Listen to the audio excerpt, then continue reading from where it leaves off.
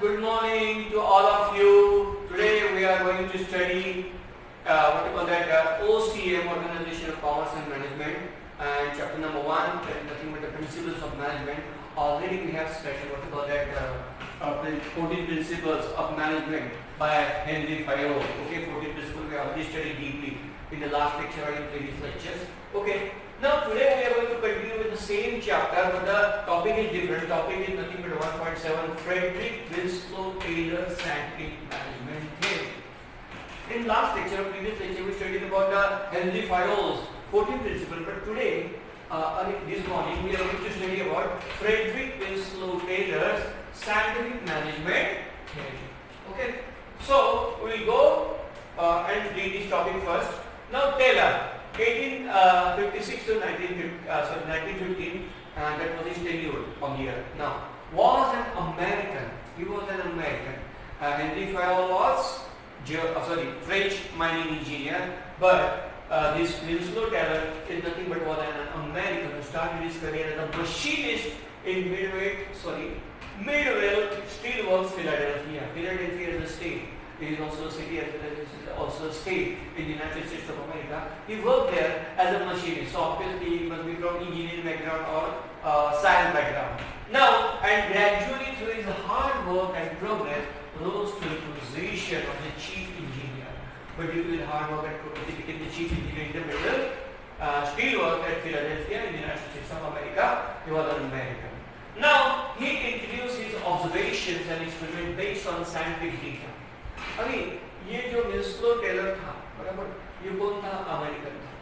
अभी ऑब्वियसली तो साइंस का ही बैकग्राउंड देगा, क्योंकि मशीनिस्ट यानी मशीन को देखभाल करने वाले, मशीन को रिपेयर करने वाले, ये सब ये लोग रहते हैं मशीनिस्ट. और उनके ड्राइंग्स भी ये लोग करते हैं, मशीन की ड्राइंग, यानी मशीनरी कैसे बनेगी, उसका स्ट्रक्चर कैसे रहेगा, तो ये काम रहता है मशीनिस्ट का. ये मिडवेल स्टीलवर्क्स में काम करते थे, किधर? फिलाडेल्फिया में. और बहुत हार्ड वर्क और प्रोग्रेस के बाद वो क्या बन गया? चीफ इंजीनियर बन गया उसी कंपनी में. Now introduce his observation and experiment based on scientific data. अभी उसने जो भी देखा, जांचा, जब वो कंपनी में काम करता था, तो वहाँ से कैसे वर्कर्स काम करते हैं, कैसे कंपनी चलती है, कैसे कंपनी का एडमिनिस्ट्रेशन काम करता है, कैसे मैनेजमेंट काम करता है, ये उसने क्लोज ऑब्जर्वेशन किया. और फिर उसने कुछ एक्सपेरिमेंट भी किए, बराबर, छोटे छोटे एक्सपेरिमेंट किए अपने ऊपर, दूसरों के ऊपर, बेस्ड ऑन साइंटिफिक डेटा. और साइंटिफिक था, ऑब्वियसली बैकग्राउंड ही साइंस का था, बैकग्राउंड ही इंजीनियरिंग के था, तो ऑब्वियसली उसने साइंटिफिक बेसिस के ऊपर से सब एक्सपेरिमेंट्स किए. Now Taylor's approach towards management is termed as scientific management. अभी साइंटिफिक मैनेजमेंट देखो, मैंने पहले कहा था कॉमर्स के सब्जेक्ट और साइंस का इसमें क्या है? We can not be what you call it collaboration between science and commerce. बराबर, साइंस और कॉमर्स कभी एक साथ नहीं आ सकते थे, ऐसे अपनी सोच है, बहुत सारे स्टूडेंट्स की भी सोच है, मेरी भी इसी सोच थी कि साइंस और कॉमर्स कैसे एक साथ आ सकते हैं. लेकिन टेलर ने करके दिखाया कि Taylor's approach towards management is termed as scientific management. Scientific management क्या?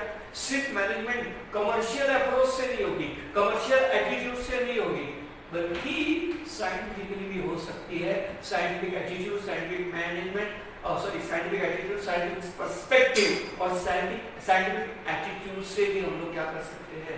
बल्कि मैनेजमेंट कर सकते हैं. इसलिए उसने उसको क्या नाम दिया? Scientific management. Now for his contribution in development of management thought is known as the father of scientific management. अभी देखो, वो फादर ऑफ मॉडर्न मैनेजमेंट था. बहुत सारे स्टूडेंट यही गलती किया करते हैं. जब फिल इन द ब्लैंक्स आता है या कभी कभी match the column, match the following आता है, तो उसमें father of scientific management Winslow Taylor, और है फ्रेडरिक विंस्लो टेलर, ये फादर ऑफ साइंटिफिक मैनेजमेंट है. और फादर ऑफ मॉडर्न मैनेजमेंट है Henri Fayol, French mining engineer. बराबर, वो फ्रांस का था, फ्रेंच था, ये अमेरिकन है. और जो हेनरी फायोल जो है वो फ्रेंच माइनिंग इंजीनियर है, फ्रांस से है, और वो फादर ऑफ मॉडर्न मैनेजमेंट है. 14 प्रिंसिपल उसके हैं. और ये फ्रेडरिक विंस्लो टेलर जो है वो अमेरिकन है, वो भी इंजीनियर है. वो भी क्या है? इंजीनियर है. लेकिन डायरेक्ट इंजीनियर न होते हुए वो मशीनिस्ट बन गया. क्या बन गया? मशीनिस्ट बन गया. और वो क्या है? Father of scientific management. तो ये फर्क हमको जानना चाहिए.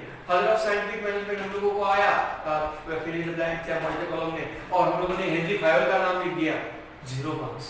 तो ये याद रखना फॉर कि हेनरी फायोल जो है वो किसका है, father of modern management, while Winslow Taylor, Frederick Winslow Taylor, ये क्या है, father of scientific management. So now this is very Taylor's management theory based on scientific experiment. मैंने पहले ही कहा वो साइंस का स्टूडेंट था, साइंस का ही वो इंजीनियरिंग का पेशे से इंजीनियरिंग का, मशीनिस्ट का, मशीनिस्ट से इंजीनियरिंग करना पड़ता है। सो ऑब्वियसली साइंटिफिक एक्सपेरिमेंट उसने किए किसमें, कंपनी में, किसके ऊपर, लोगों के ऊपर। कैसे एक्सपेरिमेंट नहीं किया, लैब में लेके नहीं किया, बल्कि साइंटिफिक एक्सपेरिमेंट उसने किए। बराबर, जैसे इस व्यक्ति को समझो, 2 आदमी है कंपनी में, 2 वर्कर्स है, बराबर, तो एक काम कैसे करता है, दूसरा काम कैसे करता है, बराबर, उनके काम में परफॉर्मेंस में क्यों प्रॉब्लम है, एक का परफॉर्मेंस क्यों अच्छा है, एक का परफॉर्मेंस क्यों कम है, इसके ऊपर साइंटिफिकली एटीट्यूड से देखने लगा, साइंटिफिकली सोचने लगा।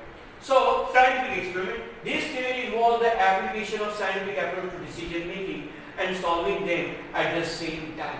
अभी इसमें साइंटिफिक अप्रोच है, बराबर, कोई भी डिसीजन लेते समय साइंटिफिक अप्रोच होना चाहिए, साइंटिफिक एटीट्यूड होना चाहिए, साइंटिफिक पर्सपेक्टिव होना चाहिए, तो ही हम लोग डिसीजन सही ढंग से ले सकते हैं, ऐसा उसका मानना है। अभी देखो हम लोग to Taylor, problem should be solved by scientific techniques rather than the rule of thumb. Rule of thumb यानी क्या, कुछ भी मन में आया, कुछ भी हमारे दिमाग में आ गया, हाँ हम लोग ऐसे सॉल्व कर सकते हैं, उसको बोलते हैं हम लोग इंग्लिश में quick fixes. Quick fixes last तक नहीं चलते। क्विक फिक्सेस यानी क्या, कि कोई प्रॉब्लम आ गया तो उसका तुरंत कुछ सॉल्यूशन ढूंढने का, बराबर, चला लगा तो लगा, नहीं तो गया काम से, ऐसे उसको बोलते हैं क्विक फिक्सेस, और इसको हम लोग बोलते हैं rule of thumb. Rule of thumb से नहीं होता। रूल ऑफ थंब यानी क्या, हमारे मन में कुछ आ गया, हम लोगों ने किसी प्रॉब्लम के ऊपर सॉल्यूशन निकाल लिया, उससे हमारा प्रॉब्लम हल हो गया, हमको लगेगा वाह कितना अच्छा है, अभी यही हम लोग मेथड बार बार यूज करेंगे, ये गलत है, बल्कि उसका क्या था, साइंटिफिक टेक्निक यूज करेंगे, जो भी मन में आया वैसा साइंटिफिक टेक्निक, साइंटिफिक मेथड्स हम लोग यूज करेंगे, बराबर, उसके लिए जो भी साइंटिफिक एप्लीकेशंस लेंगे वो हम लोग यूज करेंगे। एंड और ट्रायल एंड एरर है। तो अभी हम लोग कैसे कहते हैं, ज्यादा से ज्यादा जो मैनेजर्स रहते हैं, साइंस, देखो कॉमर्स के स्टूडेंट्स के एटीट्यूड कैसे रहते हैं, साइंस के स्टूडेंट्स का एटीट्यूड कैसे रहता है। कॉमर्स का स्टूडेंट कोई भी प्रॉब्लम आ गया उसको ट्रायल एंड एरर से यूज करता है। ट्रायल एंड क्या, ट्रायल एंड एरर यानी क्या, कि बल्कि कोई भी प्रॉब्लम आ गया जिंदगी में या कहीं भी जगह, तो ट्रायल, पहले तो ट्रायल करते हैं, हाँ इससे हम लोग सॉल्व करके देखते हैं, नहीं हुआ इससे दूसरा कोई मेथड यूज करते हैं, नहीं हुआ इससे तीसरा कोई मेथड, तो इसको बोलते हैं ट्रायल एंड एरर। इससे रिजल्ट कभी मिलता है कभी नहीं मिलता है, और कभी कभी हमको रिजल्ट अच्छा मिलता है, हम ट्रायल करके एरर नहीं होता बल्कि रिजल्ट अच्छा होता है, हम लोगों को लगता है कि यही मेथड हम लोग आगे इस्तेमाल करेंगे, लेकिन वही मेथड के बाद में हमको क्या करता है, धोखा देता है, क्योंकि वो साइंटिफिकली माइंडेड नहीं है ना, साइंटिफिक एटीट्यूड वहां नहीं है, साइंटिफिक अप्रोच वहां नहीं है, साइंटिफिक पर्सपेक्टिव वहां नहीं है, साइंटिफिक आउटलुक वहां नहीं है, बराबर, सिर्फ हम लोग अपनी मन से कुछ कर रहे हैं, उसका वैसा नहीं था। किसका, फ्रेडरिक विंस्लो टेलर का, फ्रेडरिक विंस्लो टेलर का वैसा नहीं था, बल्कि टेलर क्या चाहता था, फ्रेडरिक टेलर क्या चाहता था कि नहीं, हमको ट्रायल एंड एरर मेथड नहीं यूज करना है, rule of thumb, quick fixes नहीं करना है, बल्कि हमें क्या करना है, साइंटिफिक टेक्निक से यूज करना है। कोई भी मैनेजमेंट में कोई भी प्रॉब्लम हो, कंपनी में कोई भी प्रॉब्लम हो, कॉर्पोरेशन में कोई भी समस्या हो, बराबर, लोगों के बीच में हो, वर्कर्स के बीच में हो, मैनेजमेंट के बीच में हो, स्टाफ के बीच में हो, upper level management, lower level management, middle level management, लेकिन हम लोगों को सिर्फ साइंटिफिक टेक्निक, साइंटिफिक मेथड्स ही यूज करना है, ऐसे फ्रेडरिक विंस्लो टेलर का मानना है। Now definition of scientific management by Frederick Taylor. अब डेफिनेशन, ये डेफिनेशन हम लोग लिखना चाहिए, बराबर, बहुत सारे स्टूडेंट जब 10 मार्क के लिए ये क्वेश्चन आते हैं, अगर उसमें डेफिनेशन तुम लोगों ने लिखा, बराबर, तो तुमको उसके 2 मार्क्स है, 2 मार्क जो है और डेफिनेशन के लिए होते हैं, और मीनिंग के लिए 1 मार्क होता है, ये याद रखना। सो नाउ डेफिनेशन क्या है, देखो, scientific management consist of knowing what you want man to do exactly. हम लोग वन बाय वन एक उसको पढ़ेंगे। Now scientific management consist, scientific management क्या क्या होता है, किन चीजों को समाविष्ट किया जाता है, inclusion, what is included, okay, so of knowing what you want man to do exactly, किसको कौन सा काम देना चाहिए, किस समय पे किस व्यक्ति को, किस एम्प्लॉय को, किस वर्कर को, किस स्टाफ को कौन सा काम देना चाहिए, ये हमको मालूम होना चाहिए। लेकिन कैसे? साइंटिफिक मैनेजमेंट से, साइंटिफिक एटीट्यूड से, साइंटिफिक आउटलुक से, साइंटिफिक टेक्निक से। Now, and seeing it that they do it is the best and the cheapest manner. और वो लोग वो काम कर रहे हैं, वो एकदम बेस्ट परफॉर्मेंस होना चाहिए। वो क्या होना चाहिए? सबसे अच्छा परफॉर्मेंस होना चाहिए, बेस्ट परफॉर्मेंस होना चाहिए, एंड द चीपेस्ट मैनर। और कंपनी को सस्ते में नहीं देना चाहिए। नहीं तो तुम लोग एक्सपर्ट बुलाओगे, जैसे अकाउंट्स का काम होता है, अकाउंट्स का जॉब होता है कंपनी में, अकाउंट्स के सिवा तो चलेगा ही नहीं। कॉमर्स के स्टूडेंट्स को मालूम है कि कंपनी में क्या बोलते हैं, अकाउंट्स के सिवा कुछ भी नहीं हो सकता। अकाउंट्स तो सबसे इंपॉर्टेंट है।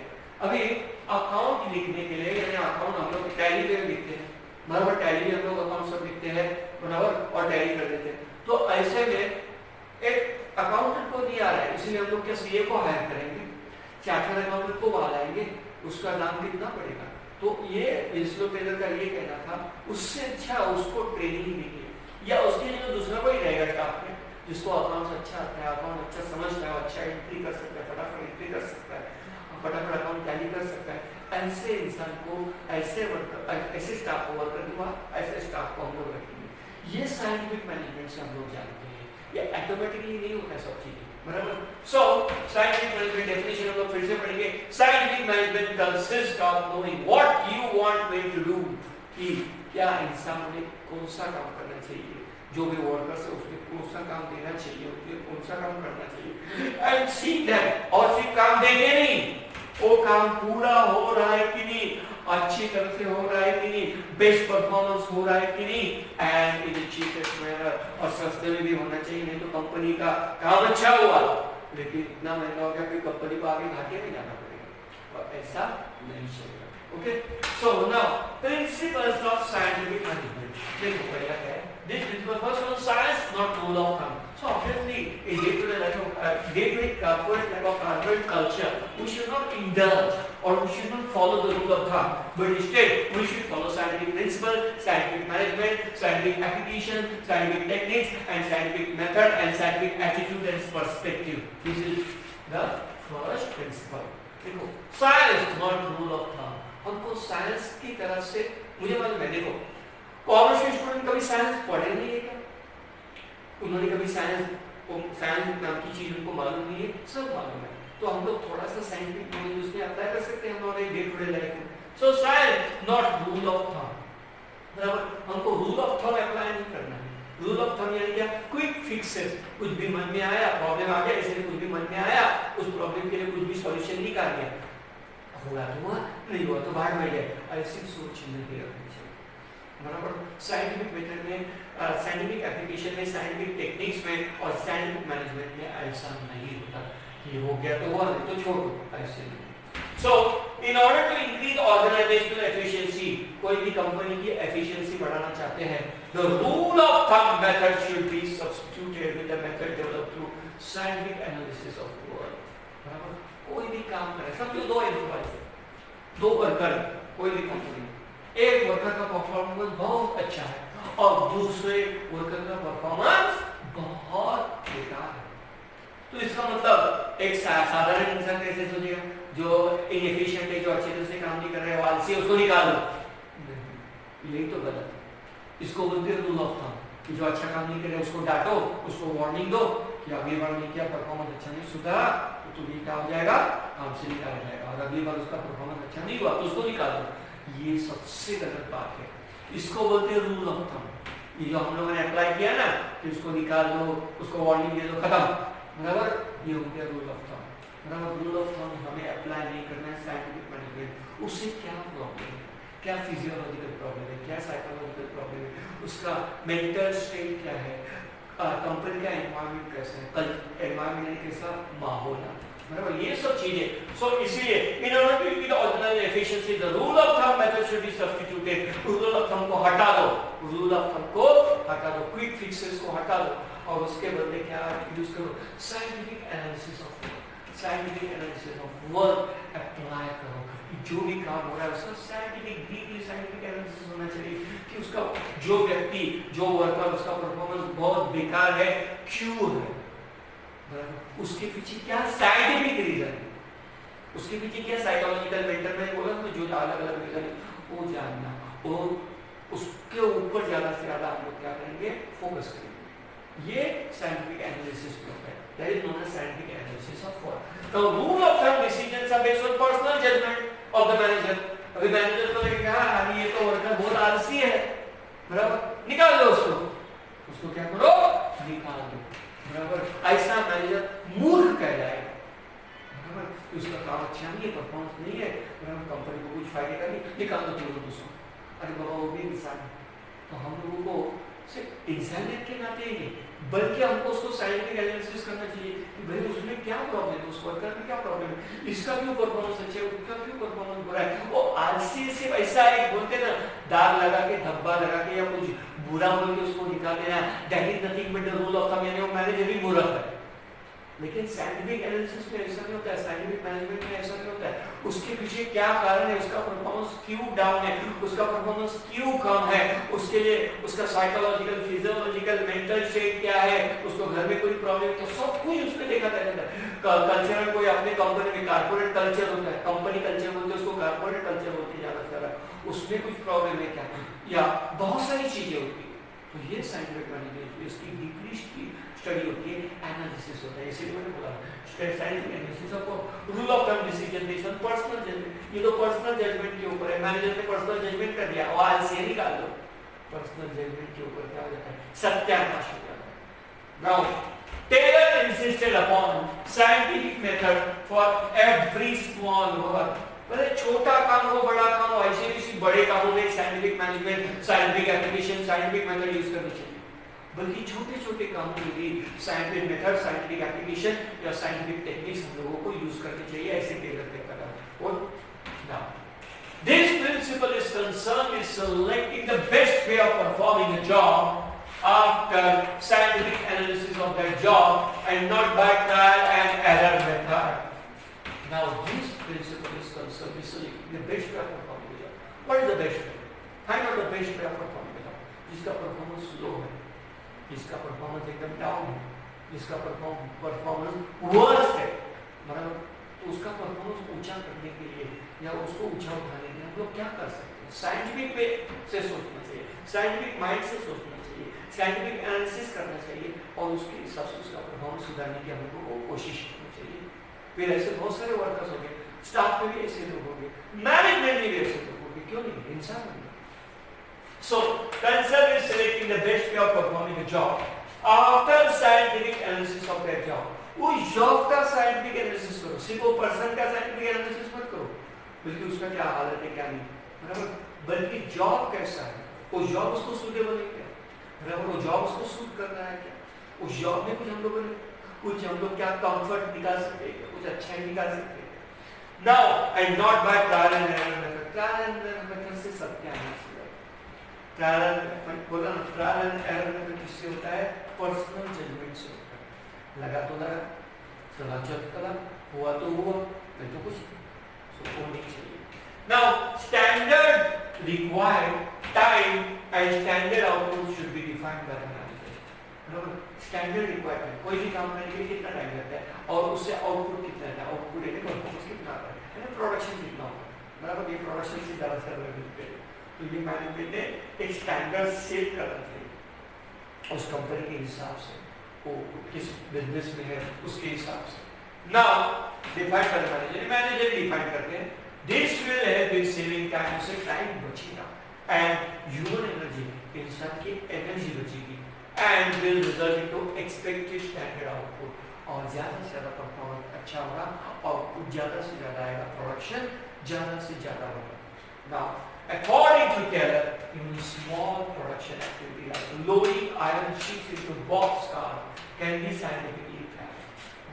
अभी देखो टेलर का क्या कहना है कि स्मॉल एक छोटी सी एक्टिविटी होती है, कैसी, लोडिंग आयरन शीट, आयरन की बड़ी बड़ी शीट रहती है कंपनी में, पत्रा बोलते हैं ना हम लोग, लेकिन पतला एकदम पतला रहता है। ये आयरन शीट जो होते हैं जमे जमे रहते हैं, बहुत बड़े बड़े रहते हैं, वो मशीनरी में बहुत जगह इस्तेमाल होते हैं, मशीनरी के सिवा बहुत जगह इस्तेमाल होते हैं।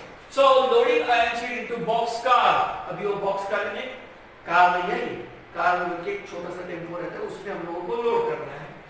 कैन बी साइंटिफिक, उसको भी हम लोग साइंटिफिक लिखा है, अरे चलो उठाओ निकालो, उठाओ डालो, ऐसे भी वो पतला लग सकता है, किसी को उठाने को नहीं हो सकता है, बराबर आड़ा टेढ़ा डाल देंगे तो क्या हो जाएगा, सत्यानाश हो जाएगा। तो उसके लिए भी एक साइंटिफिक टेक्निक यूज करना चाहिए कि उस पतले को या उस आयरन शीट को हम लोग कैसे गाड़ी में लोड करेंगे, कैसे टेम्पो में लोड करेंगे, लोडिंग भी अनलोडिंग भी, उसको कैसे उठा निकालेंगे, ये भी होना चाहिए। लोडिंग भी और अनलोडिंग भी दोनों आना चाहिए, दोनों साइंटिफिक बेसिस के ऊपर होना चाहिए, और उसके हिसाब से हम लोगों को वर्कर्स को डायरेक्शन देना चाहिए। ये काम मैनेजर का है। मैं ये नहीं बोल रहा कि मैनेजर वहां जाके ये काम करेगा, बल्कि मैनेजर उनको बताएगा, डायरेक्शन देगा कि ऐसे काम करो, ऐसा करके देखो, ये साइंटिफिक एनालिसिस रहेगा। So that is the science not rule of